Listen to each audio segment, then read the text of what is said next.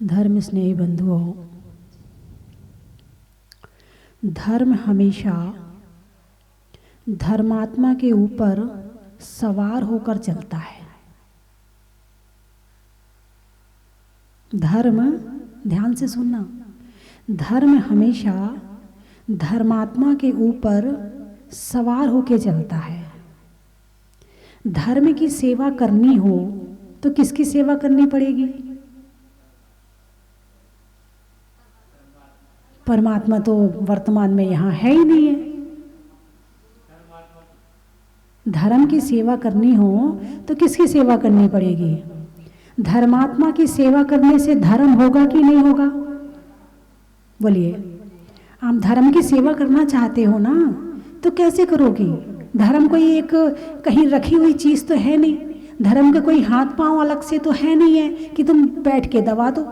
धर्म कोई अलग से कोई मूर्ति नाम की चीज तो है नहीं कि ये धर्म है और इसको तुम भोजन करा दो। धर्म नाम की चीज कोई अलग से नहीं है। धर्म रहता है आत्मा में, और जिस आत्मा में धर्म है वो चाहे ग्रस्त हो, चाहे साधु हो, चाहे बच्चा हो, चाहे बड़ा हो, चाहे बूढ़ा हो, चाहे गरीब हो, चाहे अमीर हो, चाहे ठेगना हो, चाहे लंबा हो, चाहे मोटा हो, चाहे पतला हो, जिस आत्मा में धर्म है वो धर्मात्मा है। और जो धर्मात्मा है उसकी सेवा से धर्म हो जाता है। चर्चा वैयावृत्ति पर चल रही है कि वैयावृत्ति करनी चाहिए। तो वैयावृत्ति तो बताई है कि ग्रह त्यागियों की, संयमियों की, मुक्ति पथ पर चलने वालों की वैयावृत्ति करनी चाहिए। लेकिन जो ये काम नहीं कर रहे, जिन्होंने घर त्याग नहीं किया है, जिन्होंने संयम धारण नहीं किया है, जो तप नहीं करते हैं, तो क्या उनकी सेवा कर सकते हैं कि नहीं कर सकते हैं? उनकी सेवा करनी चाहिए कि नहीं करनी चाहिए? भाई साधुओं की तो वैयावृत्ति हो गई, उनकी हो जाएगी सेवा। दो शब्द हैं, वैयावृत्ति और सेवा। जो कम धर्मात्मा है उनकी सेवा कर लो, जो ज्यादा धर्मात्मा है उनकी वैयावृत्ति कर लो। तो जीवन में सेवा और वैयावृत्ति दोनों जरूरी है। और जो केवल अपने खाने बनाने में लगा रहता है, जो केवल सजने संवरने में लगा रहता है, जो केवल बाल बच्चों में लगा रहता है, जो केवल अपने तक सीमित रहता है, वो ना खुद की सेवा कर रहा है ना दूसरों की सेवा कर रहा है। यदि वो सज संवर रहा है तो शरीर में है, आत्मा में नहीं है। यदि वो व्यंजन बनाने और खाने में जुटा पड़ा है तो वो स्वाद में है, आत्मा में नहीं है। और आत्मा की सेवा कब होगी? जब इच्छाओं को निरोध करेंगे तो आत्मा की सेवा होगी। चलो तुम अपनी इच्छाओं का निरोध नहीं कर पा रहे हो, अच्छा तुम खाना नहीं छोड़ पा रहे हो, सजना संवरना नहीं छोड़ पा रहे हो, कम से कम इतना तो कर लो कि दूसरों की सेवा हो जाए। इतना तो कर ही सकते। ना तो अपनी आत्मा की सेवा करी, ना किसी धर्मात्मा की सेवा करी, तो ये जीवन का किया क्या फिर तुमने? इस जीवन को तो वैसे व्यर्थ गंवा दिया। ना वो अपनी आत्मा के काम आया, ना दूसरे धर्मात्मा के काम आया, जीवन बेकार हो गया। कम से कम जब तक आप घर में रह रहे हैं तो घर में रहकर ही आप सेवा का मार्ग अपनाएं। ऐसा नहीं है कि सेवा नहीं हो सकती है। बहुत सारे उदाहरण आज हमारे देश में हैं जो सेवा की मूर्ति हैं, जो घर में रहकर भी हजारों लाखों लोगों की सेवा कर रहे हैं। आज हैं ऐसे लोग। एक जयपुर वाले सुशील बैद जी का नाम आपने सुना होगा, है? सुना है ना? सुशील बैद जी, उनके अंदर जो सेवा भावना थी और उन्होंने जो सेवा की अलख जगाई, आज बहुत सारे शहरों में उनके शिष्य हैं। अपने खुद दवाई बनाते हैं, नमोकार मंत्र चलता है, साधुओं को तो देते देते हैं, साथ में ग्रस्तों के लिए शिविर लगाए जाते हैं, कैंप लगाए जाते हैं, वहां गरीबों की सबकी सेवा करी जाती है। और उनने अपने जैसे अपनी भावना वाले बहुत सारे लोग इकट्ठे कर लिए और एक पूरा ग्रुप तैयार कर लिया, और आज हजारों लोग उनकी सेवा से लाभान्वित हो रहे हैं। एक बार ताली तो बजाओ भाई उनके नाम के लिए। आप कहते ना, अरे क्या करें, गृहस्थी है, हम तो नहीं कर पाएंगे। ऐसे लोगों को देखो आप, जो इनको देख करके अपनी भावना को जगाता है वो भी इस लाइन में लग जाता है। एक आपने श्रीमती मंजू जैन का नाम सुना होगा, जिन्होंने भक्तांबर पर पीएचडी करी है और भक्तांबर के स्तोत्र के जो श्लोक हैं उसके माध्यम से हजारों लोगों को ठीक कर रही हैं, हजारों लोगों का इलाज कर रही हैं, स्वयं कर तो रही हैं, लेकिन ऐसी भक्तांबर की अलख जगाई है कि आज गांव-गांव में भक्तांबर के अतिशय चमत्कार देखने को मिल रहे हैं। वो भी एक गृहस्थी है, उनका भी परिवार है, उनके भी पति हैं, बच्चे हैं, सबको ही है। ऐसा नहीं कि घर में रह के कर नहीं सकते हैं, बहुत कुछ कर सकते हैं। आज महासभा में देखो, निर्मल सेठी, जमुनालाल हपापत और भी बहुत सारे लोग हैं जो अभी लॉकडाउन में जिन्होंने कितने लोगों को भोजन कराया, कितने लोगों को सहायता करी, और अभी भी कितने तीर्थ क्षेत्रों की रक्षा करते हैं और कितने मतलब काम करते ही रहते हैं। ऐसा नहीं कि घर में रह के हो नहीं सकता है, बहुत कुछ हो सकता है। यदि तपस्या नहीं हो सकती है तो सेवा तो कर ही लो। उपवास नहीं कर सकते हो हैं, ज्यादा त्याग व्रत नहीं कर सकते हो, ज्यादा पूजा पाठ नहीं कर सकते हो, तो अपना कल्याण कम से कम सेवा करके तो कर लो। कि केवल बातें करने करेंगे, बस 2-4 सहेलियां मिली, अपनी निंदा बुराई करके पाप कमाया, अपने घर चली गई, फिर दूसरे दिन उसी समय पर इकट्ठी हुई, फिर वही अपना बातचीत करी और फिर अपने घर चली गई, फिर अपने घर गृहस्थी के काम में। इसीलिए जिंदगी है क्या? अरे इसे सार्थक करने के लिए भगवान महावीर ने कितने रास्ते बताए हैं। तपस्या का रास्ता है, संयम का रास्ता है, ध्यान का रास्ता है, पूजा का रास्ता है, भक्ति का रास्ता है, और ये भी नहीं हो रहे हैं तो कम से कम सेवा का रास्ता तो अपना ही लो। कम से कम सेवा का रास्ता ही अपना लो। कम से कम ज्यादा कुछ नहीं कर पा रहे हो तो कहीं से तो अपना मार्ग खोलो, कहीं से तो रास्ता खोलो। क्या तुम्हें कभी सेवा की जरूरत नहीं पड़ेगी? आज शरीर में शक्ति है तो बड़ा अहंकार है, हम क्यों करें उसके लिए ऐसा, हम क्यों करें उसके लिए। आज बड़ा अहंकार है, अहंकार टूटने में मिनट नहीं लगता है। अपने घर वालों के सामने जितना अहंकार जताते हो ना, अभी जरा सा बुखार आ जाए ना, सारा अहंकार गायब हो जाएगा। बड़े बड़े पहलवान होते हैं ना, जो अच्छों को पछाड़ देते हैं, ऐसे लोगों का अहंकार भी टूट जाता है। मुख पर बैठी माखी गामा हाय उड़ा ना पाए। गामा पहलवान का नाम सुना है? बहुत बड़ा पहलवान था, और जब अंत समय आया तो ऐसा हो गया कि इस मुख पर मक्खी बैठ गई थी तो उसे उड़ा नहीं सकता था, ऐसा हो गया था। तो अहंकार मत करना, सेवा के काम करना। कैसे काम करना? सेवा के काम करना। सेवा के काम करने से बहुत सारे काम होते हैं। अभी मैंने कुछ समय पहले से एक शुभकामना परिवार बनाया है। उसमें 12 मेंबर लेते हैं, चाहे 12 परिवार हो जाए, चाहे 12 स्त्री हो जाए, चाहे 12 पुरुष हो जाए, और उसमें महीने में एक बार भक्तांबर का पाठ रखा है कि कम से कम आप ज्यादा कुछ नहीं करते हो तो महीने में एक बार एक के घर में भक्तांबर का पाठ करो। उसका नाम रखा शुभ कामना परिवार। नाम क्या है? शुभ कामना। शुभ कामना ही होगी, उससे अशुभ कामना नहीं होगी। और बहुत सारे शहरों में करीब 250-300 शाखाएं इसकी चल रही हैं, बड़े दूर दूर भी हैं। जहां मैं नई भी गई हूँ वहां भी खुली हैं। और कानपुर की महिलाओं ने तो मैंने प्रवचन में बताया था, उसको सुनकर के वहां शुभकामना परिवार की स्थापना कर ली। और उसमें कुछ नहीं करना है। 12 महिलाएं हैं, साल में महीने कितने होते हैं? 12। और महीने में एक बार यदि आपके घर में पाठ हुआ तो साल में दोबारा नंबर कब आएगा आपका? 1 साल बाद आएगा ना। तो कौन नहीं चाहता कि 1 साल में एक बार मेरे घर में भक्तांबर का कम से कम 1 घंटे का पाठ तो हो? कौन नहीं चाहता? हर कोई चाहता है। और वो यदि ग्रुप बन जाता है तो सहजता में हो जाता है, वरना सबको फोन करके बुलाते रहो, कोई आ रहा है कोई नहीं आ रहा है। लेकिन यदि आपने ग्रुप बना के किया है तो तुम उनके यहाँ गई हो, वो तुम्हारे यहाँ आएंगे, जो तुम करोगे वो करेंगे। इसमें कोई पैसा इकट्ठा नहीं करना, इसमें कुछ भी नहीं करना। ऐसे मैंने शुभकामना परिवार बनाए, क्योंकि सबसे पहले पैसे की बात आती है। अच्छा इतना पैसा देना पड़ेगा, फिर महिलाएं हैं, हाँ इनके हाथ से बड़ी मुश्किल से निकलता है। इनके अपने कपड़े खरीदने में तो खूब निकल जाता है, अपनी ज्वेलरी के लिए भी निकल जाता है, अपने ब्यूटी पार्लर में देने के लिए भी निकल जाता है। लेकिन जहाँ कहीं और ऐसा काम हो रहा हो, अच्छा 100 रुपये देने पड़ेंगे, अच्छा हर महीने देने पड़ेंगे, नहीं हम तो नहीं दे सकते हैं, नहीं हमें हटा दो ग्रुप से, हम नहीं रहेंगे किसी परिवार में। ऐसी भी महिलाएं होंगी और ऐसी भी होंगी, चल तेरे पैसे मैं दे दूंगी तू रह ले, ऐसी भी होंगी। तू पैसे की चिंता मत कर, अरे 15 रुपए देने, 20 रुपए देने, 25 रुपए देने, इतने से तो देने, मैं तेरे वाले दे दूंगी, तू हट मत। ऐसी भी महिलाएं हो सकती हैं कि 4 जनों के पैसे भी चुका के उन्हें ग्रुप में रख लें। कम से कम धर्मात्मा की सेवा करने से धर्म की सेवा होती है। बात समझ में आई कि नहीं आई? यदि उन 4 महिलाओं को आपने अपनी तरफ से ग्रुप में रख लिया है और वो धर्म कर रही हैं, तो क्या होगा?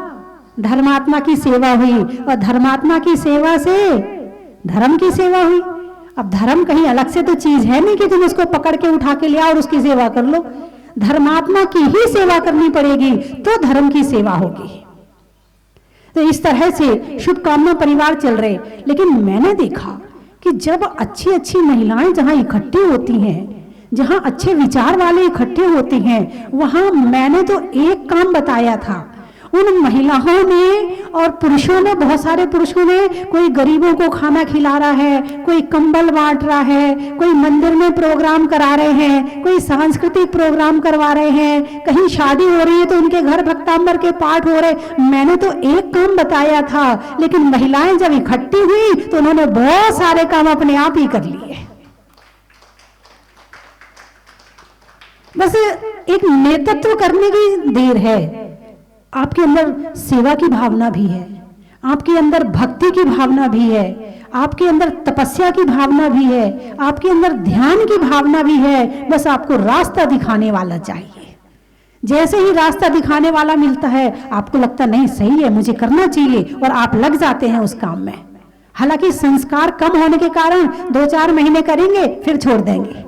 कुछ होते हैं जो पूरे समय तक करते हैं, कुछ साल भर में छोड़ देते हैं। आपने कुछ दिन किया तो सही। तो इस तरह से सेवा की भावना, ऐसे बहुत सारी संस्थाएं हैं जो मैंने नाम लिए, उसके अलावा भी हर शहर में, हर गांव में छोटी छोटी संस्थाएं हैं, महिलाओं की हैं, बच्चों की हैं, पुरुषों की हैं, जो सेवा के काम करते हैं। अपने लिए तो सब जीते हैं, पशु भी अपने लिए जी लेते हैं, लेकिन जो परोपकार करे इंसान तो वो होता है। बंधुओं, उसके पश्चात बाहर की तो सेवा करो, लेकिन आपके घर में यदि आपकी मां बीमार है तो क्या करना चाहिए? बोलिए ना, करनी चाहिए। अच्छा, कितनी करनी चाहिए? ऐसी महिलाएं मेरे पास यहाँ पर कई बार आई हैं जो ये कहती हैं, बोले माता जी मैं 6 साल से घर से नहीं निकली। भाई क्यों नहीं निकली? मेरी सास बीमार थी तो 6 साल वो बेड पे थी। अब उनका करने वाली मैं ही हूँ, मैं उनकी एक बहू हूँ, दूसरी उनके पास कोई बहू है नहीं है कि उनके भरोसे छोड़कर आऊं। मेरी जिम्मेवारी है, मेरा कर्तव्य है कि मैं उनकी सेवा करूं। और जब मैं उनकी सेवा कर रही हूं तो अब मेरी तीर्थ यात्रा भी गई, और यहां तक कि मैं तो मंदिर भी नहीं जाती कई बार। यानी तुम्हारी सास यदि बीमार है और आपने अपनी सास को पूजा सुना दी, पाठ सुना दिए, मंदिर नहीं जा पाए, और आपने की सास ने भी वो धर्म कर लिया और उसके भाव शुद्ध हो गए, तो आपकी पूजा में चौगुना फल मिल जाएगा। और तड़पती सास को छोड़ करके यदि तुम तीर्थ यात्रा के लिए चली गई तो तुम्हें तीर्थ यात्रा का फल भी मिलने वाला नहीं है। जिसके अंदर दया नहीं, जिसके अंदर करुणा नहीं, तो धर्म कहां से होगा? धर्म की शुरुआत कहां से होती है? दया और करुणा से। व्यवहार धर्म की शुरुआत होती है दया और करुणा से।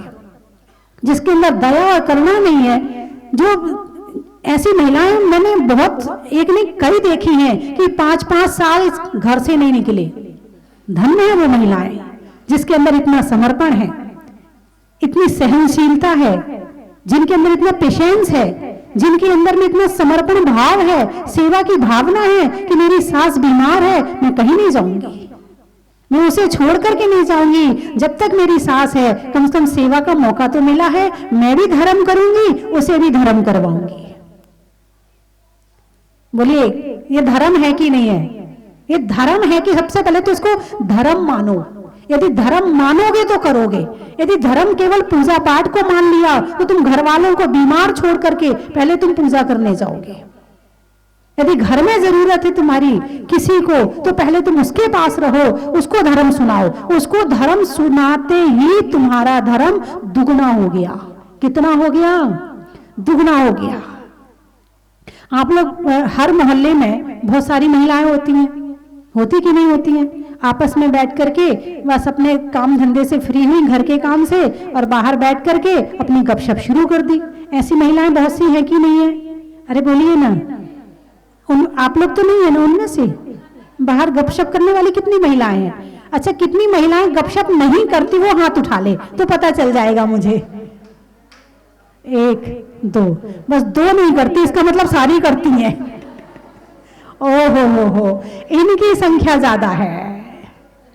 चलिए मैं आपको रास्ता दिखाती हूं, आपको बताती हूं कि जो तुम 5-7 महिलाएं बैठकर मोहल्ले में एक जगह गपशप करती हो, वो एक ग्रुप बना ले। वो एक ग्रुप बना ले कि सेवा महिला मंडल। तुम्हारे मोहल्ले में कोई बीमार हो जाए, एक दिन की ड्यूटी लगा लो। 7 महिलाएं हैं भाई, एक दिन हम उनके घर में है सेवा करने वाले, लेकिन आपके भाव हैं तो आप भी जाइए कि एक दिन हम जाएंगे सेवा करने के लिए, एक दिन हम जाएंगे। ऐसे 7 जने मिलकर नंबर 7 दिन में एक बार आएगा। अब उसके घर सेवा करने जा रही हो तो क्या करोगी? वहां बैठ के बातें मत मारना। उसका ऐसा हो गया, उसका एक्सीडेंट हो गया, उसके यहाँ वो मर गया, उसके यहाँ वो पहले से बीमार है। लोगों को बुरी खबर सुनाने में इतना आनंद आता है, इतना आनंद आता है, मैं बता नहीं सकती। बुरी खबर सुनाने में, अरे वहां आग लग गई, दूसरे का अच्छा, ओ खुश। ऐसी खबर सुनाई कि सामने वाला खुश हो गया, अचरज में आ गया। अचरज मतलब किसी को अवाक रहता देख करके आपको बड़ा अंदर से शांति सी मिलती है।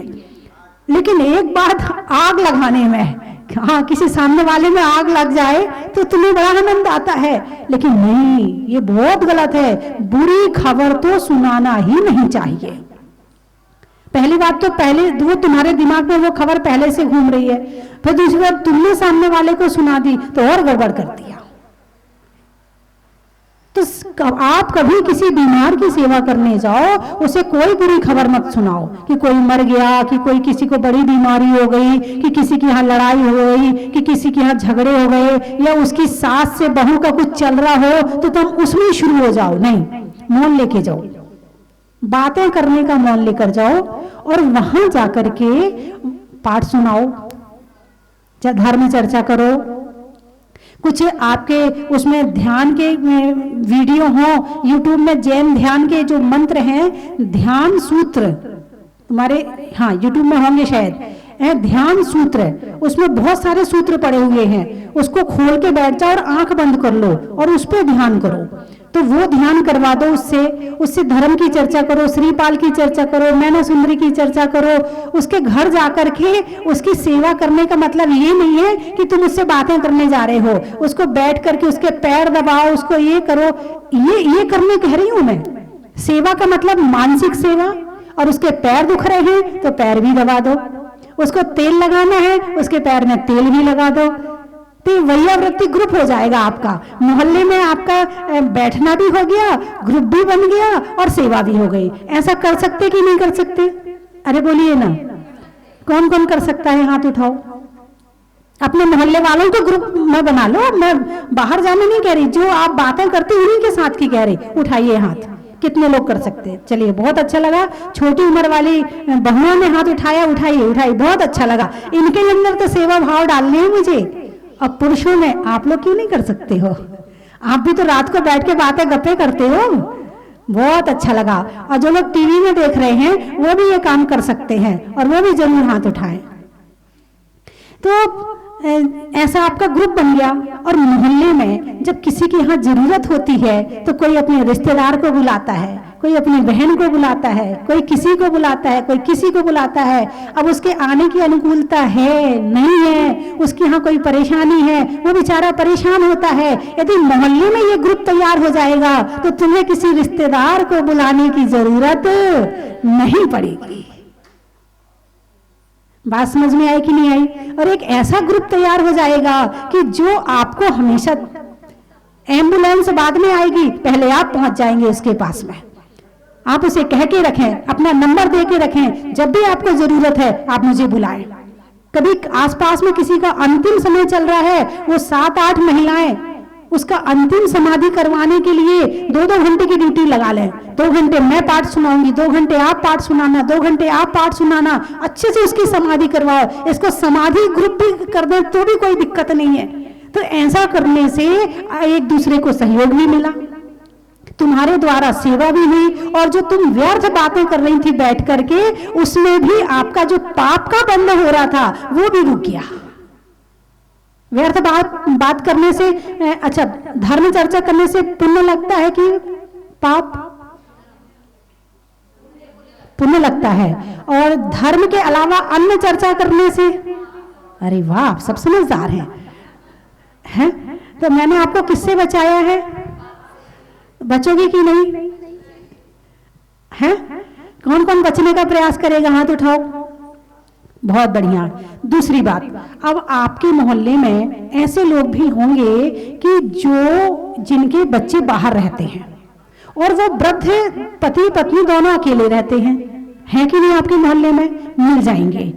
अब ऐसे परिवार में जिनके बच्चे बाहर रह रहे हैं, तो आपको सेवा करना चाहिए कि नहीं करना चाहिए? नहीं, उनका बच्चा जाने वो जाने, हम थोड़ी, हमने कोई ठेका लिया क्या? जब उनका बेटा उन्हें छोड़ के चला गया तो हम क्यों करेंगे उनकी सेवा? ऐसी सोचना चाहिए ना? अरे बोलिए ना। नहीं तो क्या सोचना चाहिए? अरे मुझे तो सेवा का मौका दे के गया है। लोग तो सेवा का मौका ढूंढते हैं कि कौन मिल जाए सेवा करने के लिए। जिसके अंदर सेवा की भावना होती है वो तो मौका ढूंढता है।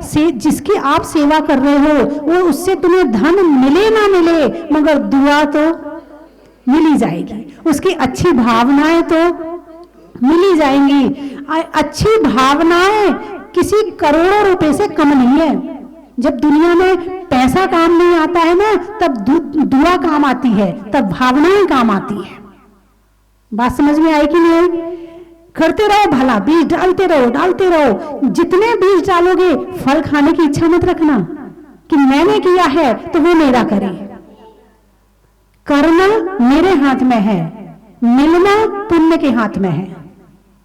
बात समझ में आई कि नहीं आई? सेवा करना मेरे हाथ में है, लेकिन सेवा होना, पुण्य होगा तो होगी, नहीं होगा तो नहीं होगी। इसलिए सेवा के बदले में भावना मत रखना। जो सेवा के बदले में भावना रख लेगा वो व्यक्ति सेवा कर ही नहीं सकता है, जीवन में नहीं कर सकता। कितने लोग सेवा नहीं कर सकते बता देती हूं मैं आपको। एक तो अहंकारी व्यक्ति नहीं कर सकता, क्योंकि यदि सामने वाले ने जरा सा गुस्सा कर दिया या उसकी सेवा को स्वीकार नहीं किया, उसको तो गुस्सा आ जाएगा। उसने कहा पैर दबा लो, नहीं मेरे पैर में दर्द नहीं है, मैं कह रहा हूं ना दबा लो, आ गया गुस्सा। जब पैर दबाने की कहते तब तो दबाते नहीं हो, फिर बाद में सबको कहते मेरा कोई सेवा नहीं करता है। ये कौन है? अहंकारी। कैसे सेवा भी कर रहा है तो कैसे कर रहा है? अहंकार से कर रहा है। कैसे कर रहा है? अहंकार से। अरे भाई तुम्हारे अंदर भावना है तो ज्यादा उसको जोर से मत दबाओ। मैं दबाऊंगा नहीं, हल्के हल्के तेल लगा दूंगा, उसके लिए कौन मना करेगा? यदि हल्के हल्के हाथ से किसी के पैर में तेल लगाया जाए तो भले दर्द ना हो, लेकिन नसों में आराम तो मिल ही जाएगा। तो आप उसे इस तरह से समझा करके और फिर सेवा कर दे। लेकिन अहंकारी व्यक्ति कहता मैं कह रहा हूं ना वैसा करो, यदि नहीं करते हो तो आज के बाद ना मैं कहूंगा नहीं आपको पैर दबाने के लिए। ये अहंकारी व्यक्ति सेवा नहीं कर सकता। दूसरा, जिसको जरा जरा सी बात में बुरा लग जाता है, जरा सी बात में कुछ कहा नहीं मुंह बना के बैठ गया, कहा नहीं मुंह बना के बैठ गया, ऐसा व्यक्ति सेवा कर ही नहीं सकता किसी की। क्योंकि एक बार करेगा, उसने कुछ कहा, अब करवा लेना मेरे से सेवा, अब करूं मैं, ऐसे तो करते, बोलो घर में ऐसे तो करते, घरों में यही तो हो रहा है। ऐसा व्यक्ति सेवा कर ही नहीं सकता है। अहंकारी नहीं कर सकता, बुरा मानने वाला नहीं कर सकता, क्रोधी व्यक्ति सेवा नहीं कर सकता। जिसको जरा जरा सी बात में गुस्सा आता है, जरा जरा सी बात में रूठ जाता है, जरा जरा सी बात में चिल्लाने लगता है, तो वो सेवा करवाने वाला क्या कहेगा, भैया रहने दे, हैं तेरी सेवा रहने दे, तू इतना गुस्सा करता है, तेरी सेवा से तो अच्छा है कि मैं शांति से बिना सेवा के रह लूं। बोलिए ऐसा हो सकता कि नहीं हो सकता? कहने का मतलब ये है कि जिसके अंदर अधिक क्रोध है, क्रोध कषाय है, जिसके अंदर अधिक मान है, घमंडी है, अपने दिखाने के लिए कर रहा है। चलो कभी कभी लोग दिखाने के लिए भी कर लेते, कोई बात नहीं, कर तो रहे हैं, लेकिन बाद में क्रोध आ जाए वो दिक्कत वाली बात है। जिसको बुरा लग जाए, जिसको बुरा लगता है जरा जरा सी बात में, वो कहेगा मैं तो नहीं करूंगा, वो ऐसा है। उसको क्या होता है, सामने वाले में कमियां दिखने लगती, और जब भी सामने वाले में कमी दिखेगी तुम सेवा नहीं कर पाओगे। जिसकी तुम सेवा कर रहे हो उसे तुम्हें भगवान मानना पड़ेगा, तब तुम सेवा कर सकते हो। अच्छा मुझे बताओ, यदि भगवान महावीर यहाँ आ जाएं और उनके पैर दबाना हो तो कौन कौन दबाने के लिए सबसे पहले आगे आएगा? उठाइए ना हाथ, अरे अच्छे से उठाइए ना। अच्छा सब लोग आएंगे, अरे वाह, अच्छा भगवान महावीर के पैर दबाने मिल रहे हैं। हाँ वो तो बहुत बड़ी बात हो गई, भगवान महावीर के पैर दबाने मिल रहे। यदि बोली लगाने से भी मिल जाए तो भी दबा लेंगे, सही बात है कि नहीं? आप भगवान महावीर का पूर्व जन्म देखो, शेर की पर्याय में आत्मा, भगवान महावीर की आत्मा किसकी पर्याय में थी? 10 भव पूर्व शेर की पर्याय में। अब शेर के पैर कौन कौन दबाना चाहेगा? नहीं, शाकाहारी शेर है, शेर शाकाहारी है, उसने सब कुछ छोड़ दिया है, मांस खाना छोड़ दिया, सब कुछ छोड़ दिया है। अब वो शाकाहारी शेर है, तुम्हें मारेगा नहीं, तुम्हें कोई नुकसान नहीं पहुंचाएगा, पैर दबाओगे? शेर के कोई पैर दबाता है क्या? जिसको शेर के अंदर भगवान दिख रहा है वो विदेश क्षेत्र से आकर यहां पर उसे उपदेश दे रहे हैं। बात समझ में आई कि नहीं आई? जिसको शेर के अंदर भगवान दिख रहा है, विदेश क्षेत्र से मुनिराज आए। कौन आए? मुनिराज। किस लिए? प्रवचन देने। किसको? एक शेर को। क्यों? उस आत्मा में, उस शेर में परमात्मा दिख रहा है। ऐसे ही हर व्यक्ति में, हर परिवार में, हर लोग में, हर बच्चे में जिसको परमात्मा दिखने लगे, बस वही सेवा कर सकता है, दूसरा कोई सेवा नहीं कर सकता है। सामने वाले को परमात्मा मानना पड़ेगा कि पता नहीं ये आत्मा कब परमात्मा बन जाए और मैं इसकी सेवा करके धन्य हो जाऊं, उस वो ही सेवा कर सकता है। और जो सामने वाले को बड़ा नहीं मान सकता है वो सेवा भी नहीं कर सकता है। तो मेरी बात आपकी समझ में आ गई? अरे बोलिए ना, मेरी बात समझ में आ गई आपके? तो सेवा करने का आज से अपनी, पड़ोसी की, अपने घर वालों की, कोई ना मिले तो रिश्तेदार की, लेकिन सेवा करने की भावना, किसी की लड़ाई झगड़े सुधरवाना, करवाना नहीं, सुधरवाना, ये भी सेवा है। किसी के पांव दबाना, किसी को पैसे से सहयोग करना, किसी को पढ़ाई से सहयोग करना, किसी को भोजन से सहयोग करना, किसी के, ये भी दान भी है और सेवा भी है। बात समझ में आई कि नहीं?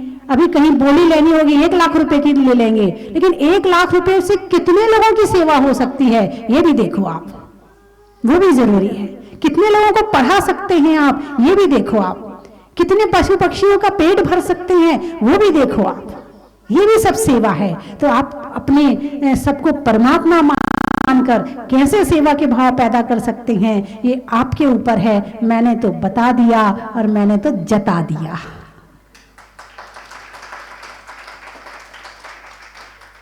फलों में मेवा का, देवों में पारस देवा का, और करने में परमात्मा की सेवा का। किसकी? हर आत्मा में क्या है? परमात्मा है। हिंदी में मात्रा का, स्कूल में छात्रा का, आज आपकी जहाजपुर की यात्रा का। कहाँ कहाँ से आए? थोड़ा और बढ़ाओ, वॉल्यूम बढ़ाओ नीचे से। भोपाल, खिड़की में जाल का, सर्दी में साल का, और आने वालों में भोपाल का। बड़ा ही भक्त है। सोनकच्छ, सोनकच्छ से आए हैं? अच्छा। पूजा में अत्र, अत्र का, और बुरे भावों के गच्छ गच्छ का और आने वालों में सोन कच्छ का ही महत्व है। इंदौर आम की बौर का, नेता के दौर का और आने वालों में इंदौर का बड़ा ही महत्व है। कलकत्ता पेड़ में पत्ता का, राजनीति में सत्ता का और आने वालों में कलकत्ता का बड़ा ही महत्व है। गाने में सुर का, छोड़ने में गुरूर का और आने वालों में जयपुर का बड़ा ही महत्व है। वापी अच्छा, लिखने में कॉपी का, मांगने में माफी का और आने वालों में वापी का बड़ा ही महत्व है। चांदखेड़ी भोजन में बड़ी का, हाथ में घड़ी का और आने वालों में चांदखेड़ी का बड़ा ही महत्व है। अच्छा, बच्चों में टाटा का, महिलाओं में आटा का और आने वाला में रावत भाटा का बड़ा ही महत्व है। गुलाबपुरा रंगों में हरा का, रंगों में हरा का, गांव में दरा का और आने वालों में गुलाबपुरा का बड़ा ही महत्व है। पानी में डगर का, चलने में डगर का, पानी में मगर का और आने वालों में विजयनगर का बड़ा ही महत्व है। जोर से बोलो। कलिंजरा जीवन में जरा का, रंगों में हरा का और आने वालों में कलिंजरा का बड़ा ही महत्व है। जंगल में शेर का, फलों में बेर का, आने वालों में अजमेर का बड़ा ही महत्व है। किशनगढ़ वृक्षों में बड़का, नहीं करने में गड़बड़ का और आने वालों में किशनगढ़ का बड़ा ही महत्व है। कोठिया सावन में बिया का, राम की सिया का और आने वालों में कोठिया का बड़ा ही महत्व है। त्रियंचल में बिल्ली का, डंडा में गिल्ली का और आने वालों में दिल्ली का बड़ा ही महत्व है। विदिशा सोने के लिए निशा का, मिलने में दिशा का और आने वालों में विदिशा का बड़ा ही महत्व है। अच्छा, जहाजपुर का आप बताओगे? सारा नहीं बताऊं, कुछ आप लोगों पर भी तो छोड़ दूं। आज जाते हुए रास्ते में आप लोग गाड़ी में फालतू बातें मत करना, महत्व बनाना आज। हाँ, नहीं जहाजपुर का भी बनाना और अपने महावीर भगवान का बनाना, पार्श्वनाथ भगवान का बनाना, सारे भगवानों का बनाना, सतियों का बनाना, महापुरुषों का बनाना। आज रास्ते में बात मत करना आप लोग गाड़ी में।